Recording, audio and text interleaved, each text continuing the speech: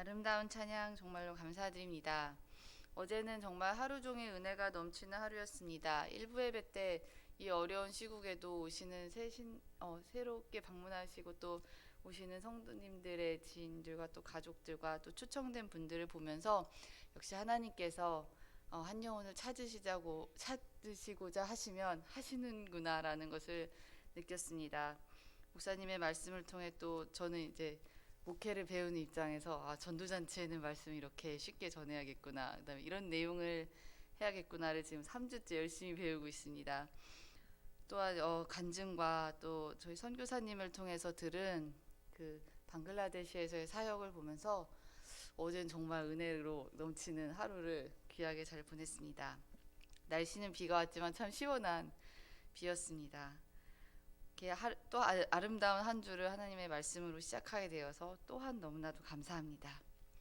오늘의 말씀을 묵상하면서 저는 딱 저희 아이들의 일화가 떠올랐습니다. 저희 아이들이 요즘에 함께 놀 때 이렇게 말합니다. 이제 둘째가 셋째한테, 레이야, 내가 이렇게 말할 테니 너는 이렇게 대답해봐. 예를 들어 잘 들어보면 이런 내용이에요. 역할놀이라는데 로이가 이제 아빠예요. 여보 나 왔어 이러면은 레이의 대답은 오셨어요. 내가 이거 사왔어. 감사합니다. 이게 이제 딱 모범적인 대화입니다. 그러면 로이가 나 왔어. 오셨어요? 이거 사왔어. 감사합니다. 이래야 되는데 이제 레이가 대답을 다른 거라면 나 왔어 이랬는데 들은 척도 안 하고 뭐 포크레인으로 놀거나 아니면 나 왔어 근데요 뭐 이제 이러면 로이가 아니 그거 말고 오셨어요 해야지 이러면서 계속 자기가 듣고 싶은 대답을 강요를 하는 거예요. 한번 이제 저랑 역할놀이를 할 때 제가 이제 제가 뭐 저한테 얘기를 하더라고요. 엄마 내가 이러면 엄마는 응 해. 근데 이제 뭐라고 애가 얘기했어요. 그래서 제가 아니 이랬더니 아니 그거 말고 다른 거 빨리 이러는 거예요. 그래서 응이라는 대답이 나올 때까지 이 놀이가 진행이 안 되더라고요. 아이가 듣고 싶은 정답은 딱 하나가 있었던 겁니다. 요즘 답은 정해져 있어. 너는 대답만 해. 이런 말이 있죠. 그래서 답은 정해져 있었습니다. 그 아이에게. 근데 오늘 이제 말씀을 보면서 제가 엊그제부터 딱 우리 아이들 놀이가 생각이 났습니다. 아하방에 대해서 지금 계속 묵상을 하고 있는데 오늘은 이제 아하방의 마지막에 이야기가 나옵니다. 한 사람이나 유명한 사람에 대한 평가는 그분의 마지막 3년에 또 집중될 수 있다고 하는데요. 아합 왕의 마지막 이야기는 참 안타깝습니다. 먼저 20장, 21장에서 옆나라 아람 왕이 쳐들어온다고 했을 때 아합이 웬일인지 하나님의 선지자의 말을 들었습니다. 그래서 하나님의 선지자가 하라는 대로 하여서 그때의 전쟁을 아주 잘 넘기게 됩니다. 그러나 아합은 그 전쟁의 말미에 하나님께서 아합의 손에 주시고 심판하라 하신 아람 왕과 오히려 화친의 조약을 맺고 그 아람 나라에 아합의 이름을 딴 길을 건설하면서 자기의 이름을 드높이는 일을 하면서 이 아합 왕의 마지막이 불순종이라는 것을 예고하면서 그 사건이 끝나게 됩니다. 아니나 다를까 22장을 읽어보니까 역시 아합의 마지막 모습은 불순종이었습니다. 22장에 뜬금없이 아람과 이스라엘 사이에 전쟁이 없이 3년을 지냈더라라는 22장의 1절 말씀에 이어서 갑자기 한번 이제 그때는 이스라엘과 남유다가 사이가 좀 좋았다고 합니다. 그래서 남유다의 여호사밧 왕이 이제 잠시 방문을 했을 때 옆나라 아람을 치러 가자고 합니다. 그전에는 아람 왕이 먼저 쳐들어온다는 전쟁이었다면 이제는 아람은 가만히 있는데 아합이 먼저 쳐들어가서 우리가 한때 빼앗겼던 땅을 다시 찾아오자고 합니다.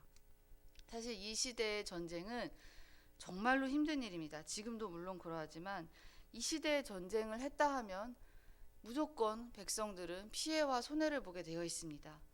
왕들과 군대 장관들은 갑옷도 입고 이 병거도 타면서 피할 수 있지만 일반 백성들은 전쟁에 나가면 진짜 그 화살 바지, 창 바지가 되는 겁니다.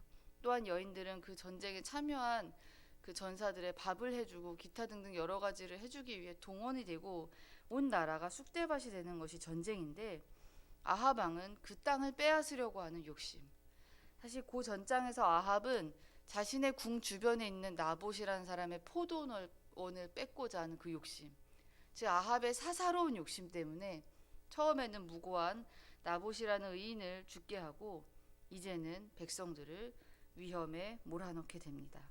한 지도자의 선택은 정말로 중요한데 자신의 욕심만을 챙기려고 하는 지도자의 선택은 이렇게 그 사람을 믿고 따르는 사람들을 굉장히 위험하게 할 수 있습니다. 근데 유다의 여호사밧 왕이 오늘 함께 읽으신 본문에서 여호와께 여쭤봅시다. 여호사밧 왕은 남유다 왕인데요.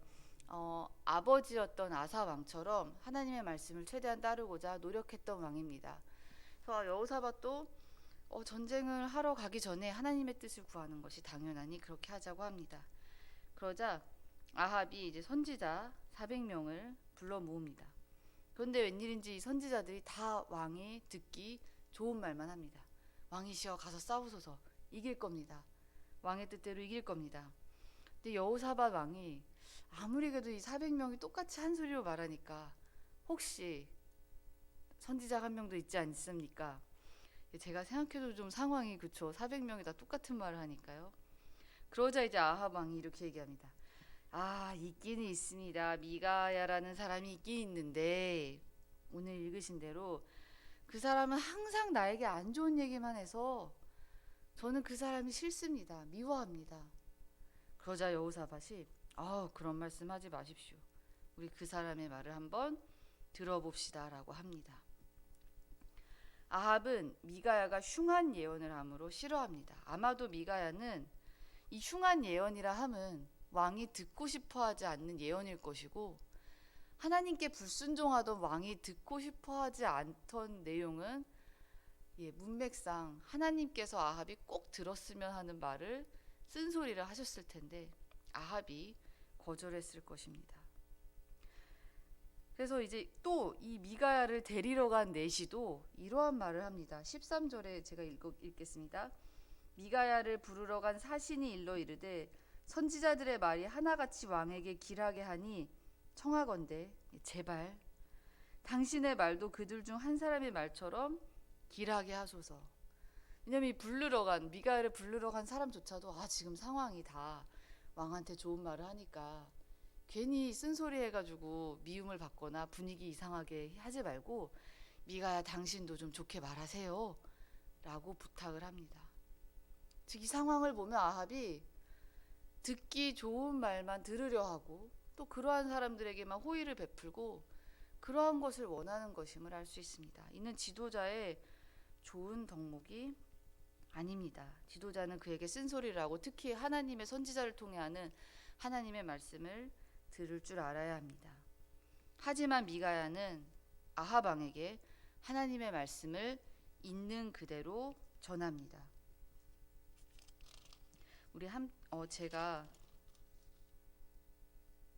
제가 읽도록 하겠습니다.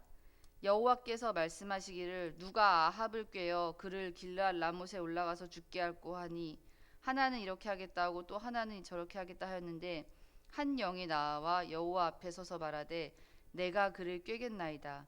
여호와께서 그에게 이르시되 어떻게 하겠느냐 이르되 내가 나가서 거짓말하는 영이 되어 그의 모든 선지자들의 입에 있겠나이다. 여호와께서 이르시되 너는 꾀겠고 또 이루리라. 제가 이 부분을 읽으면서 참 마음이 복잡했습니다. 하나님께서 거짓말하는 영을 허락을 하셨습니다.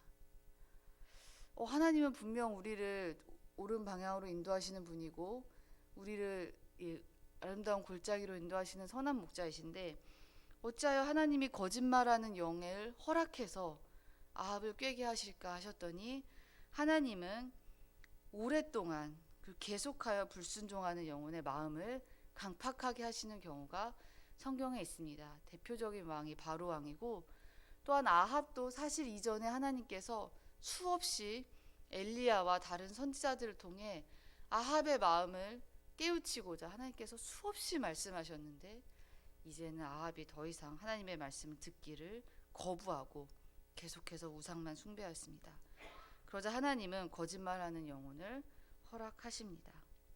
그리하여 거짓말하는 영들이 거짓 선지자들의 입에 들어가고 그 거짓 선지자들은 아합을 듣기 좋은 말로 꼬이게 한 것이지요.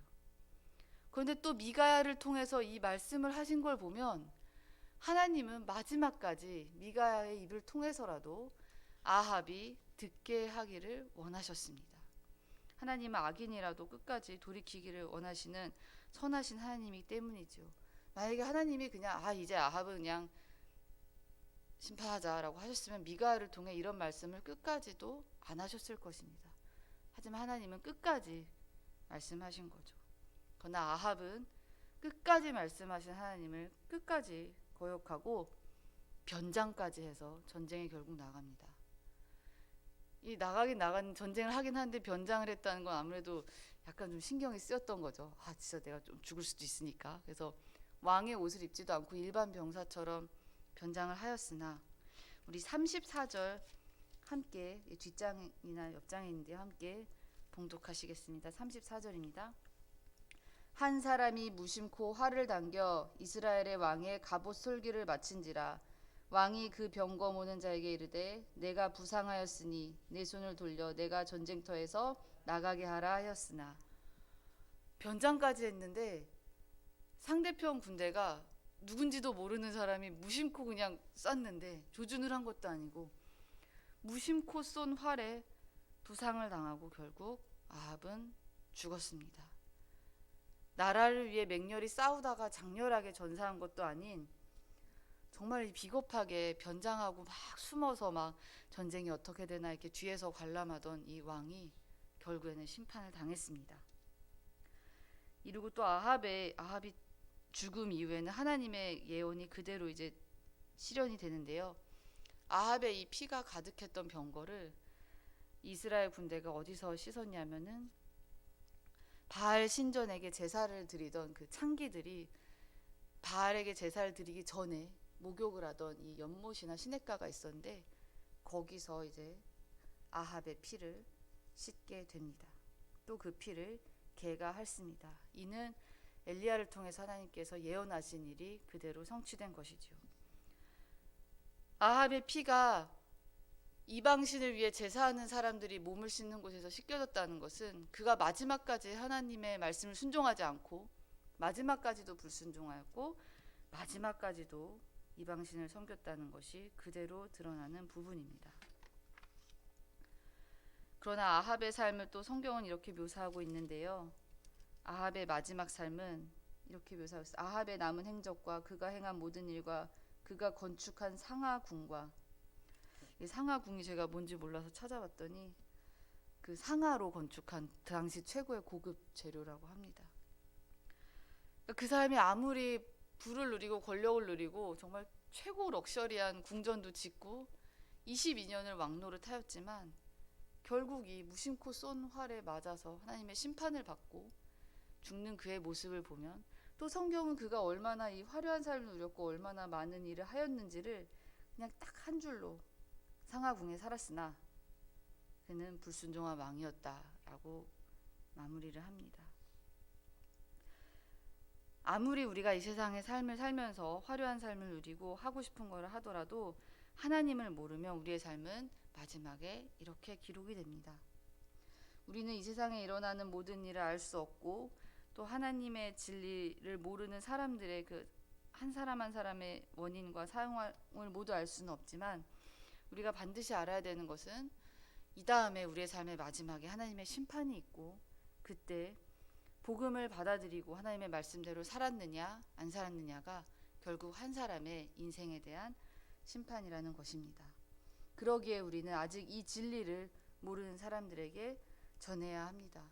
그 사람의 현재의 삶과는 상관없이 그 사람 마음 안에 하나님이 있느냐, 복음을 알고 믿고 그대로 행하느냐, 또 우리의 삶도 이 다음에 하나님 앞에 갔을 때 하나님의 말씀대로 살았느냐 안 살았느냐가 유일한 하나님 앞에서의 판단의 기준이 될 것입니다.